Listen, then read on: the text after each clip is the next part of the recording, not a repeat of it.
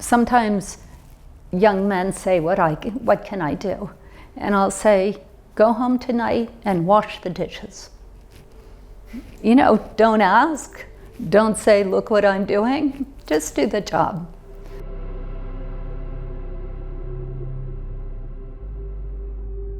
I think it's better to be born a woman today than at any time in history in almost any country in the world. So that's the good news. The bad news is we still have a long way to go. And today, still 1 out of every 3 women is sexually assaulted during her lifetime. 1 out of every 3 worldwide. Sexual assault is not about affection or love or sexuality. It has nothing to do with that. It's all about power.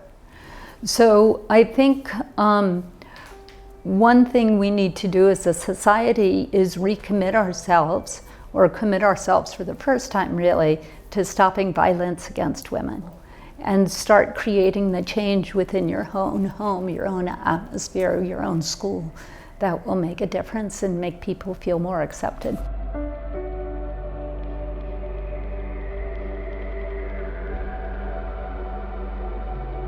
I have many memories of my father. You know, he was a wonderfully engaged father. When he was with us, he took us to his work with him at the Justice Department when he was the Attorney General. When President Kennedy died, he wrote each of us a letter. He went to the White House, he sat in the Oval Office and wrote a letter to each one of his, he had 11 children, so all of us have them. He taught us how to ski, he taught us how to swim, he taught us how to sail. He really loved being with his kids. And each of us, I think, felt like we were the favorite. So he was a wonderful father. My memories of him is he was working for the Senate Hunger Committee, and he came back from a trip, and all of the children were eating dinner and making a lot of noise, and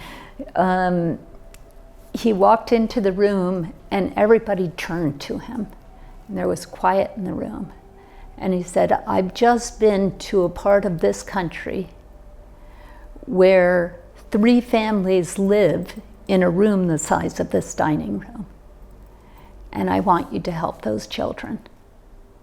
And that he believed each of us had an ability to make a difference. And he wanted us to create that change. And I think that's a lesson all of us need to hear today.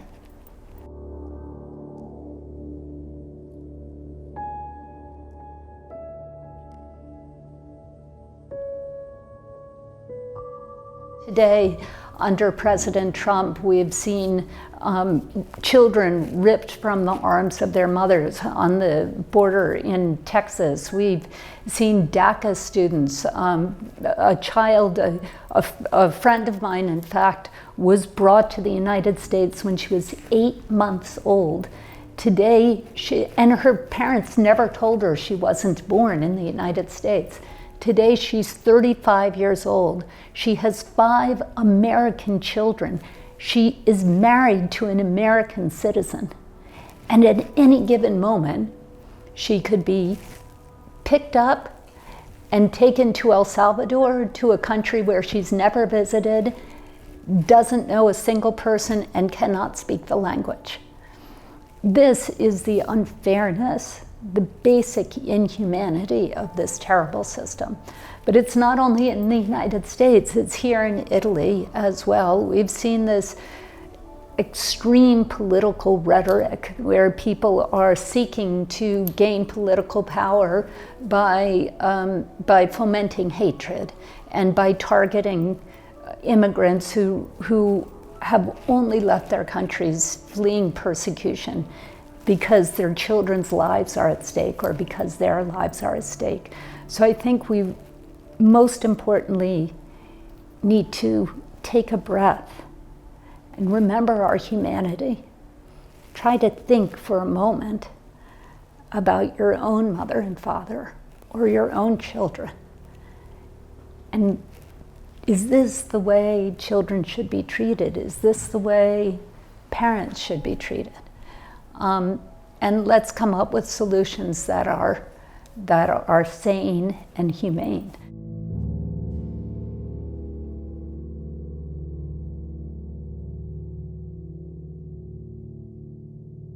What is the solution to bullying? There's a very, very simple solution, and it's so easy. It's just a matter of education.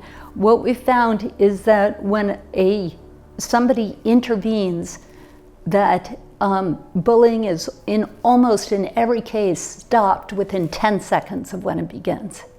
So all we have to do is get the bystanders to stand up. The way I think about bullying is students who are in middle and high school witness bullying, acts of bullying every single day, maybe 10 or 20 or 30 times a day. And each time they see that, they have to make a decision. Do I want to go along with what's happening, or do I want to stand up? And it's like they're exercising a muscle. You do this 30 times a day. Am I standing up 30 times, or am I just letting it pass 30 times? And you do that all the way through middle school, 12, 13, 14 years old, and then all the way through high school. By the time you're 18, one of those muscles has become very, very strong. You've done that every day, and the other ones become very weak. So then you go through the rest of society, when you're in college, when you've got a job, and you know immediately if you see bullying, you know what you're going to do. Are you a stand-up person, or are you go-along person?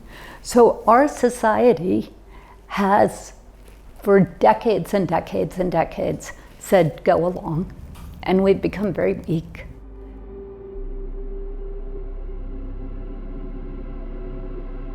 When people suffer, or when people have been victimized, feel like they've been victimized, there are two things they can do. One is they can say, I'm a victim, and feel sorry for themselves. And maybe they turn to anger or hatred. But other thing they can do is take action. And the difference between a victim and a hero is action, is activism. All of us have that capacity inside. All of us have to make this choice. Am I going to be sad and victimized by this, or am I going to take action to create change, to make sure this doesn't happen again? And that action can be something big, historical, or it can be small. It can be doing the dishes. That's an action.